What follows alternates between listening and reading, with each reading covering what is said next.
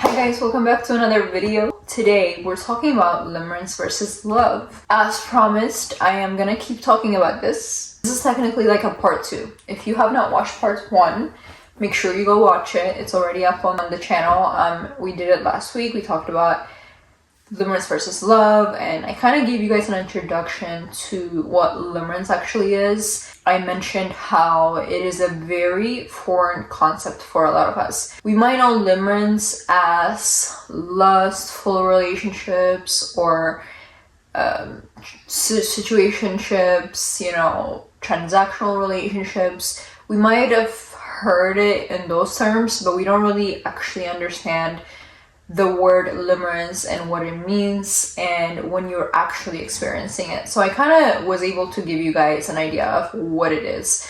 And we talked about limerence versus love, what the difference between the two is. And I gave you guys a little bit of my personal experience and how it showed up in my personal life. I just hope that it brought some value to you and kind of opened your eyes about limerence and how it can show up in your own life. Today we are taking it to the next level and we're going into the why. Like, why do you experience limerence? Why is it that you struggle to kind of have normal relationships? What, or like maybe you don't necessarily struggle to have normal relationships, but rather it's not a healthy relationship. You might really like someone, or you might be in a relationship with somebody, but often it ends with a heartbreak, or it ends with, just badly, or maybe if it's not badly, it just doesn't work out, or, something comes up. And I feel like limerence is something that shows up more often in, short-term relationships. When you just met somebody, or you're getting to know someone, you might even have a crush on somebody, or you're in a situationship, as we call it in the world, or, things in that nature. I feel like it doesn't really show up in long-term relationships. Rather, it's more often common in these shorter relationships. And I personally feel like that's what I've experienced. And I could be wrong about that, but just something to really consider, because I feel like I didn't really talk about that last episode and last video. Let's kind of just refresh our memory with limerence and what it is. I made some notes.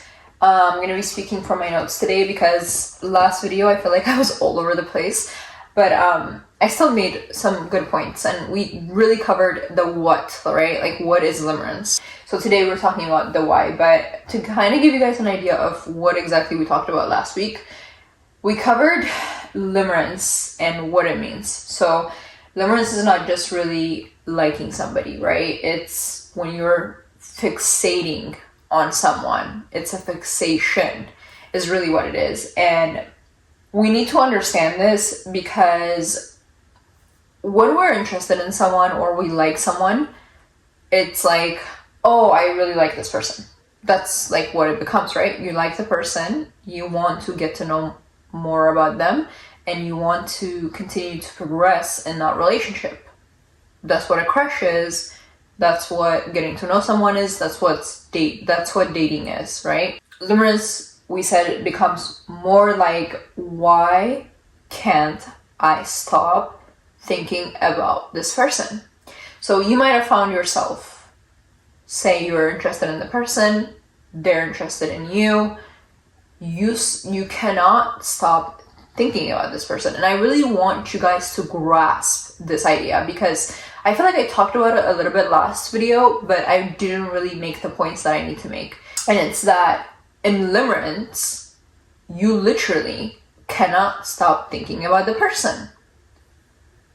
It becomes your whole entire life. Like, it takes over almost, and you find yourself in this space where you kind of just like constantly rewind the text, or the conversation you had with the person, or and your life kind of revolves around the other person is really what it becomes. So you really don't have space to do anything else or to think about anything else outside of the person. That sounds scary, but that's what a lot of us are experiencing in reality. To conclude that point, personally, for me, I often, was able to make the connection of like, oh, this is limerence, is how much emotional space the person is occupying in your day-to-day.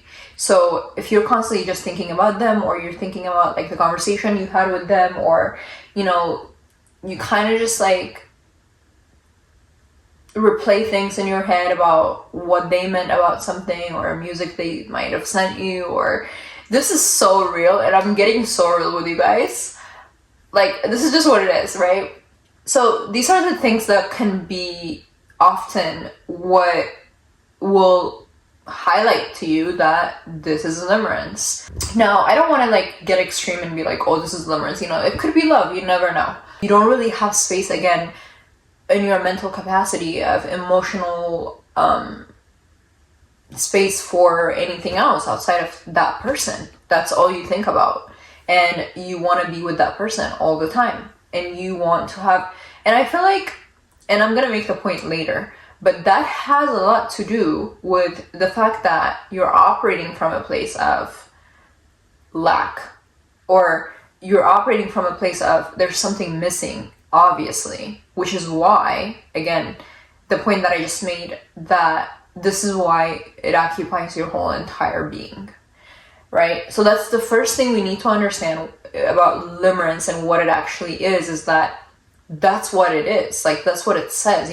When you have a crush on someone or you like somebody, it shouldn't be like, oh my god, I can't stop thinking about this. Yes, you should, of course, whatever, it's love, whatever, you should think about the person, but it's like, it shouldn't be like taking over your life. Because think about it, like, if you're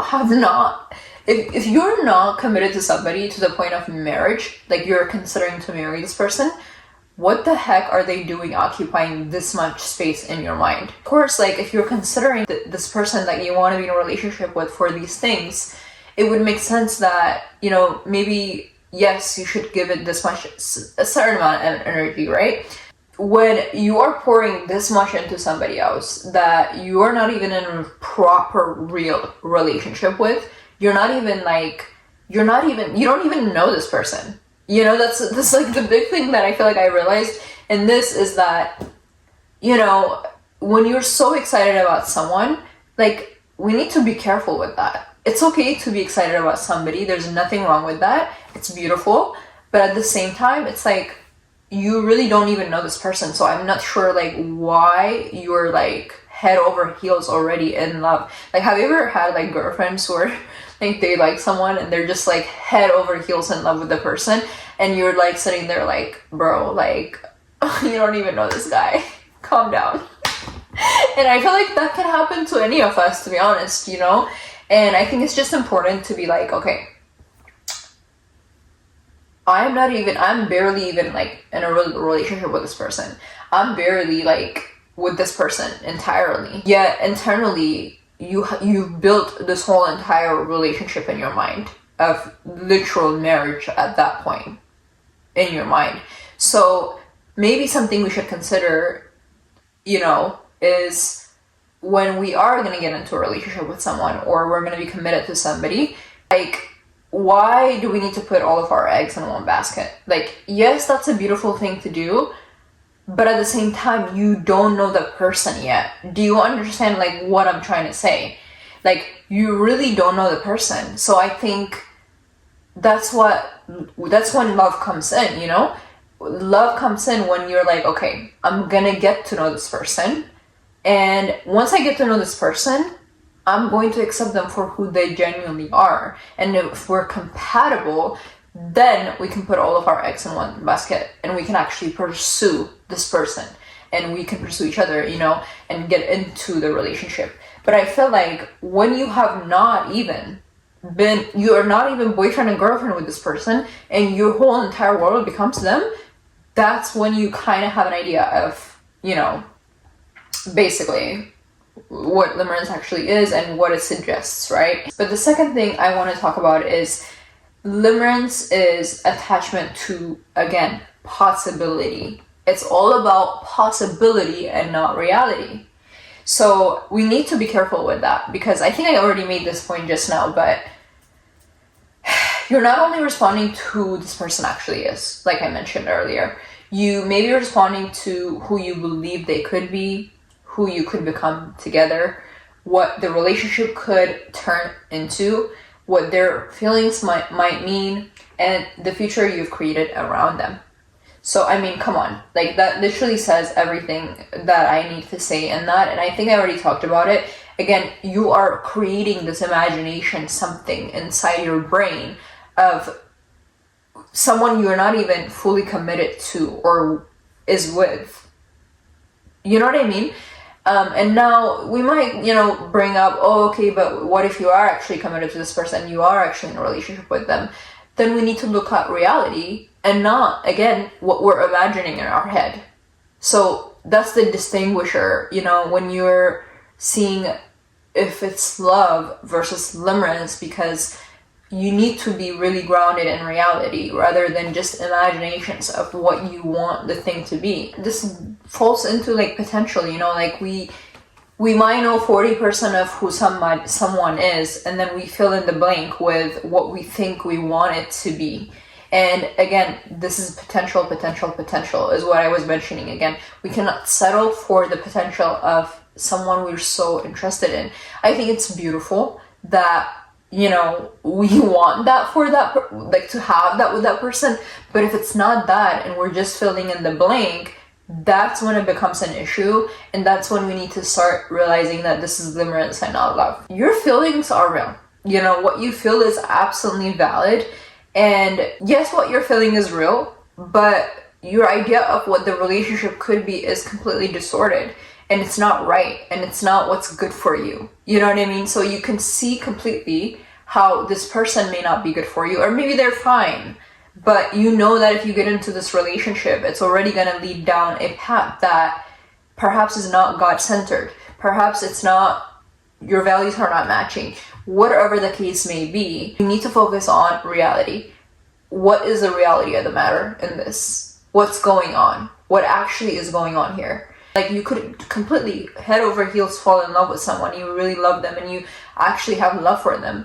But again, your idea and your perception of the relationship is, again, distorted, and it's not right. Why? Because it's not based off reality, it's based off what you've created in your mind. Another thing I feel like limerence is big on is reciprocation, right? Like, for example, you send a text to somebody and then you're expecting them to give you that quick response back. That's a thing that can show up a lot.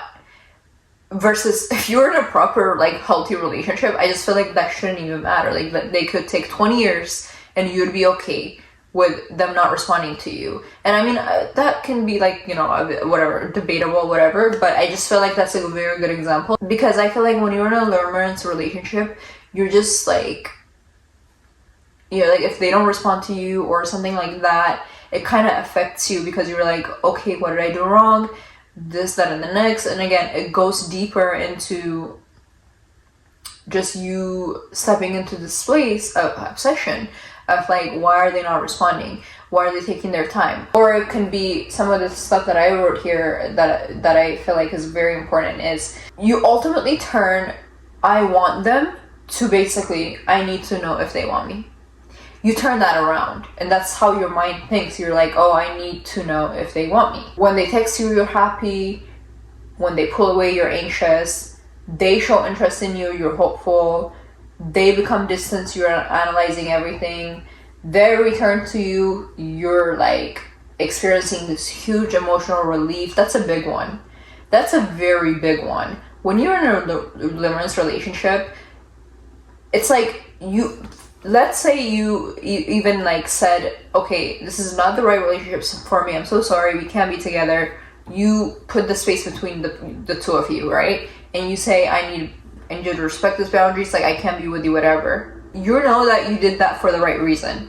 You respect it. Like, you're like, okay, I did this for the right reasons, I feel good about this. But then when they're away, you're completely anxious because you're like, now I want them to text me. Now I want to be with them. Now I want to, like, why are they not reaching? Even if you're the person who have put these boundaries and you're the person who has set, like, the thing to be apart from the person, and you've put distance between you, and you still think about them, and you're still constantly, like, hoping that they reach out to you, hoping that you're in a relationship with them, hoping that you're this and that. but you've already made the decision. And when they come back, and this is one of those like back-to-back relationships, when you're on and off, on and off, on and off, on and off. This is a huge example, because when you're on and off, you are ultimately, again, and I'm going to talk about the why today. We're going to go deep into that here in a little bit. You go back to that thing of like, again, you're having a need met. So you set those boundaries, right? You've now been like apart from the person, but you somehow, whenever they come back to you, you somehow get this relief of like, okay, yes, I feel good. But then you kind of get convicted again, and you're like, oh, I'm not supposed to be with this person. You have no peace when you are with them, but then you're anxious when you're not with them. So it's so confusing, because you're like, is this love? Is this limerence? Like, what is it? You know, you're like, what the heck am I, like, when they're away, I'm anxious and I want to talk to them, and I still want to be with them. And then, but you know very well that you ended that relationship for the right reason. So it's like, what do I do? And I want you to know that the reason why you're anxious when you're away from them is, again, that need that you need is not being met. And even though you did the right things and you made the right decision, the need that you have, you've been filling that with them. So therefore, that's why you feel anxious when they're not around. So when they do come to you again and you are back in the relationship with them, then now you feel relief and your anxiety is gone. But at the same time, your conviction is still there. So that's how you know if your conviction is still there and you still are not experiencing peace. That is how you know, like, that's limerence. Like, that's limerence, not love. The moment you're not experiencing peace in the relationship, that's already like telling you what is going on. What happens is like your emotional like state becomes connected to their actions. You know, now you're reacting based off of like what they do and their actions. The crush says, I want you, and Limerence says, you know, I need you to want me. And it's a very weird dynamic. I keep saying crush because I think it's a good example to kind of understand Limerence, because, you know, like we all have, like, you know, we all have love interest and we all want to be in a relationship with someone, and it's okay to want that. It's just we need to recognize limerence versus love, and this is how we kind of have an idea of what it is love is going to say, versus like crush / love, or your interest for someone is going to be like, I want you, you know, versus limerence is like, I need you to want me, and you're like obsessing over that, and basically, even if it's not the right thing for you, you're going to ignore the whole entire reality of the matter, and you're just going to want people to want you that you don't even want to want you. It's so confusing. Let's transition into the why, because I think I did a very good job, like basically setting the foundation for the what, and what kind of like what we talked about last video, but I really was able to go deeper today. But I want us to transition into the why. For me, I feel like once I understood like what limerence is and how it was showing up in my own personal life, and basically the little bits and pieces of like things that I never even knew were possible. I feel like the big indicator probably was the push and back relief and anxiety thing of like, you feel anxiety when they leave, but then, you know, you kind of feel relief when they're back, but then really don't, because you have the conviction. That was a huge one for me. Once I really understood that, I feel like I was able to sit with myself and ask, like, why? Like, okay, so I'm acting like this, I'm acting this way, I'm acting based off of somebody's actions, whatever the case may be. Why is it that I'm acting like this? That brought a lot of, kind of gave me an understanding of like what was happening in my life was happening, or perhaps for you even, you can have an idea of like, why is this happening? It really became like a thing of like, why am I so attached to like being chosen? Like, why is that? You know what I'm saying? It's like this thing of like choose me vibes, and it's like I know that I'm gonna be chosen anyway. Like it's so weird, you know? And you might be experiencing the same thing of like, okay, you really just want to be like chosen. And finally, once you're chosen, everything is good. Everything is great. And I really have to ask myself, like, why would another person have this much power over my emotion and just ultimately just power over my like personal emotions and how I was feeling. Like, how can somebody occupy this much space in my brain? And why was I so attached to being chosen? Why would I logically know something wasn't right for me and still emotionally struggle to let it go or move on from it, or like let it be what it is? Why do I struggle so much with that? And I think once I started asking those questions to myself, I feel like I realized that limerence isn't only about the person that you're involved with, or someone that you might be currently interested in, or someone that you've been with. The person is touching something much deeper inside of you, rather than just like the surface level of like what you're experiencing with the person.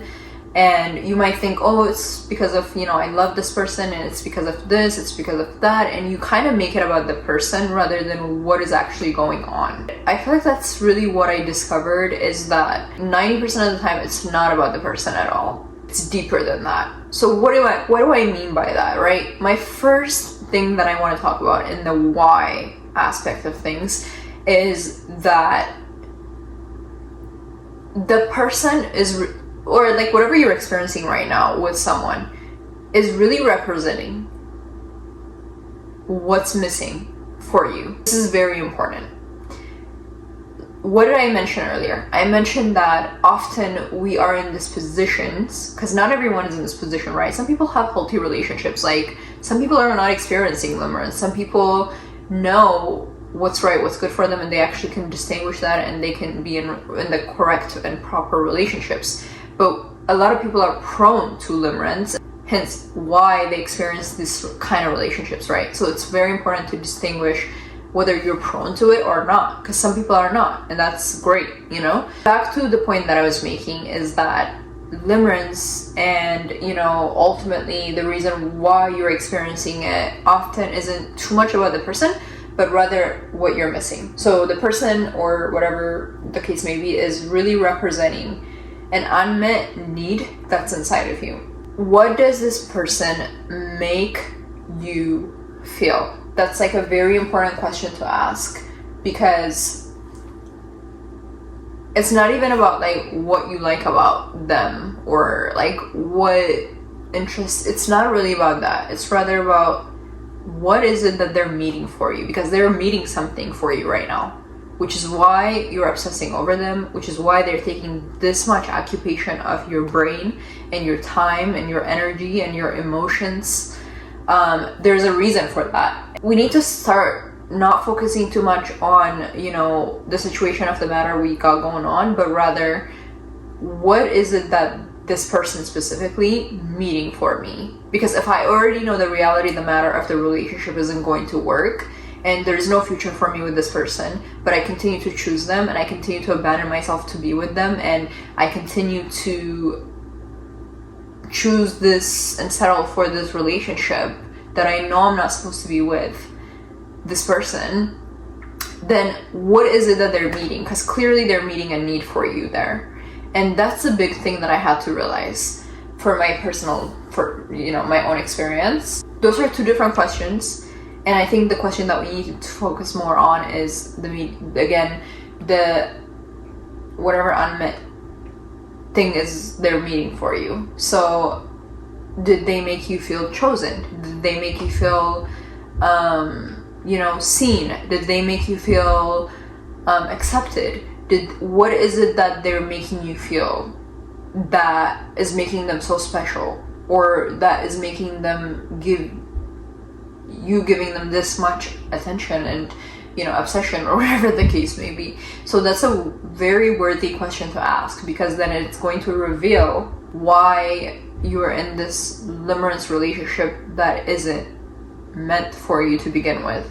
Do they make you feel desired? Do they make you feel less lonely? Do they make you feel, you know, excited about life? What is it that they're meeting for you is a good question to ask, because sometimes we're not only becoming attached to, again, the individual, but rather we're becoming attached to the emotional experience they give us. And that's a big one right there. Even for me, like, I had to ask myself when I was experiencing this, what is it that is like interests me about this, and why is it so that I'm so committed to it, and is it like, you know, what being wanted by this person makes me feel about myself, or is it something else? What is it that I'm craving? Like, I have to really ask myself that question, because I didn't understand why this was happening, because clearly something is happening inside you. That's why you are, you know, constantly thinking about this person. That is why you're constantly trying to gravitate towards them when you should be doing anything else with that, because uncertainty can make that attachment stronger. You would assume that somebody being inconsistent with you would make you lose interest in the person, right? Sometimes it does, and you're like, why am I wasting my time? There's no point, etc., etc. But with limerence, uncertainty can actually fuel the obsession. And do they want me or not? Like, when you're asking those questions and you're going back and forth with yourself, that's a big thing that can come up. You know, that question keeps your brain completely engaged in the relationship, and in this, you're actively sort of, you know, going back and forth in your mind about this person. So it can be something like you're getting attention, and then it's like a withdrawal from them, and then I didn't really experience this too much in my person. If anything, it's like literally the opposite, or maybe it's on their side rather than mine in my personal experience. But it could be like they give you attention, they withdraw, and then they give you attention again, and they withdraw again. So that causes you to be even more interested in the person, which is insane and very twisted and sick. I personally don't feel like I experienced that like from someone else. Maybe I have, but I don't know. Not that I recall. I know for sure that I definitely have caused that in someone else. You get a high when things feel good, then anxiety when they feel, you know, when they pull away. Then relief when they return. So eventually the relationship can feel incredibly crazy and insane, and then you're like, there's this explosion of like emotions, and all these things can happen. And again, limerence, that's all limerence. Okay, we have to understand that intensity does not equal love.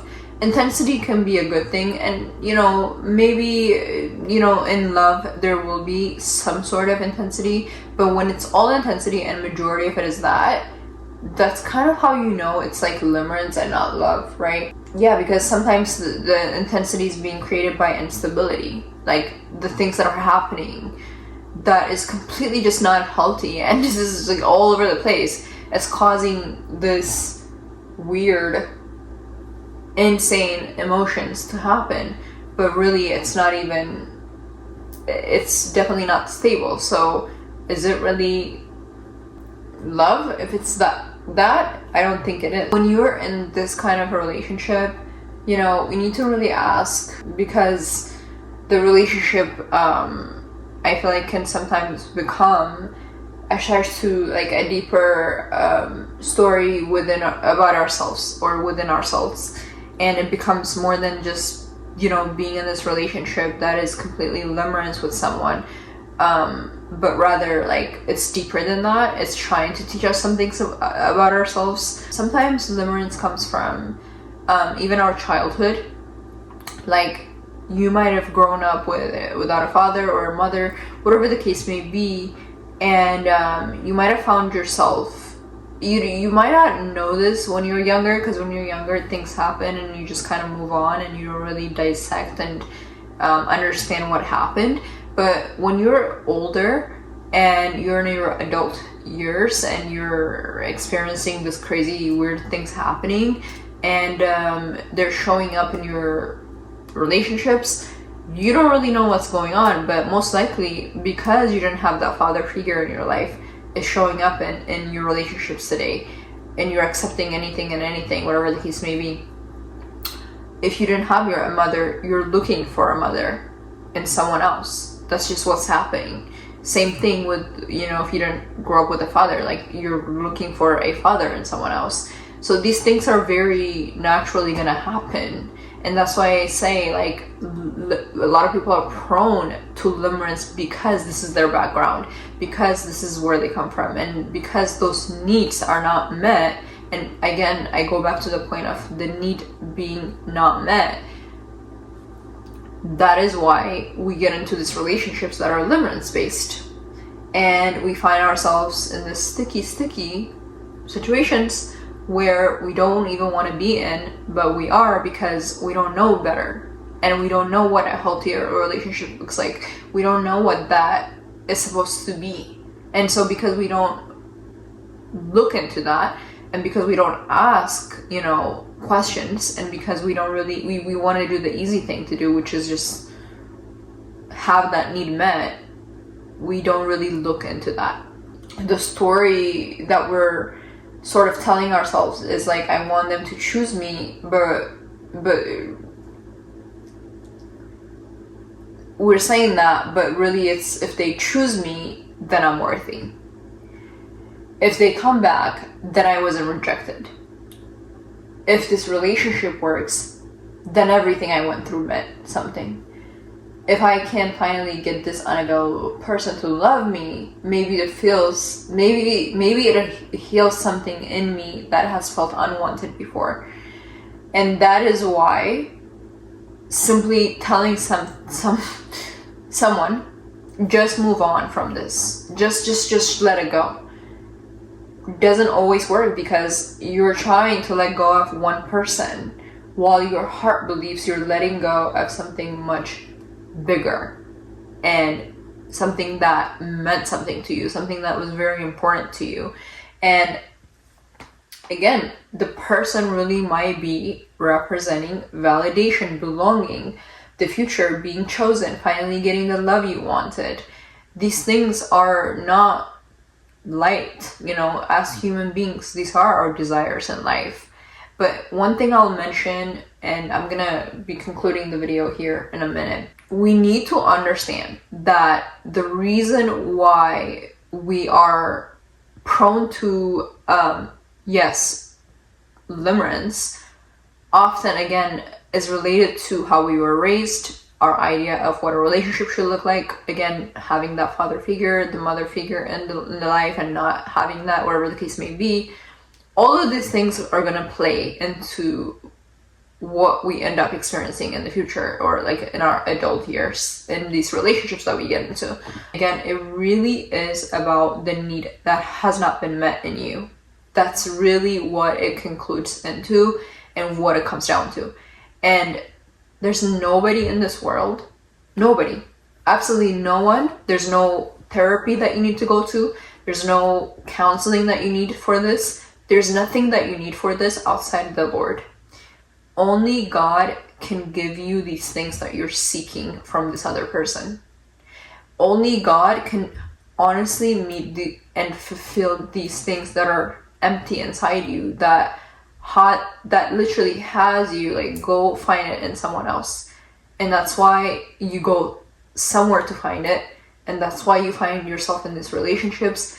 Bella in Twilight, that girl had a whole father who loved her dearly. Okay, yes, he was a single dad. He was not the most perfect dad in the world.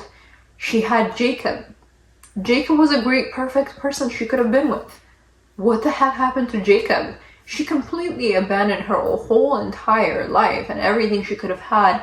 And there's so many good things that was going well for Bella, but Bella chose the complete opposite to everything good that was going for her and the good things, And often I think we can do the same, where God wants us to really look within and fulfill the hole that is missing through him, because only he can fill it. And once that has been complete, he has all these good things that are prepared for us that he wants us to have. But we can't have that until we have been completed in him. We have to be whole in him first. And that's why I personally refuse to ever get into another relationship until I'm complete and whole. And in the same way, I really encourage you to do the same, because I don't care about timelines. I really don't care about getting older. I really don't care about any of these things. you will not convince me otherwise. Like, I'm literally just following God's timing for my life when it comes to relationships. Yes, I want to be in a loving relationship. Yes, who doesn't want that? Who doesn't want that? Of course.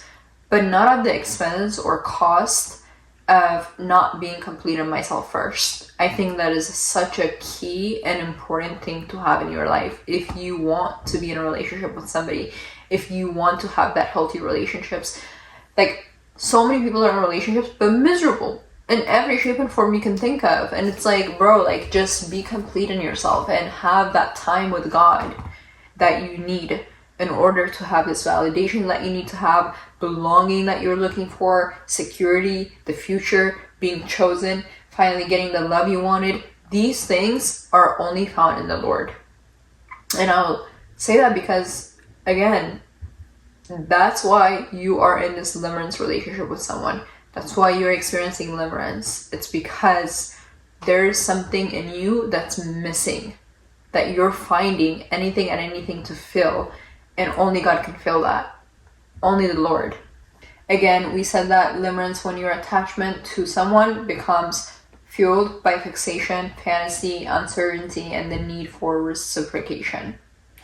And often underneath that attachment is something deeper that the person has come to represent to you. So again, you need to look into your attachment style. If your attachment style has something to do with your past and certain things that might have been missing in your life that has caused you to be the way you are today, that is causing you to want to fulfill those unmet needs through someone else, then it gives you the whole entire answer as to why you're experiencing this. And just deeper, it's just deeper than the person that is in front of you that you think you're in love with, when you're actually in limerence with them because of the unmet need that you have in you. And I think that's all I have for this video. I hope you guys like this video. Please comment down below and let me know your personal experience with limerence, and if that is something that you've had in your life. I think, again, it's such a foreign concept for a lot of us. And I just hope that I brought a lot of light to this and just gave you something to understand and to even look into and ask questions about, is really all it's about. So I love you guys, and I probably will see you on the next one because we're continuing with this, and I'm going to talk about many other things in terms of limerence, but today's video is really just about the why. And I hope that you learned something, and I'll talk to you guys next week.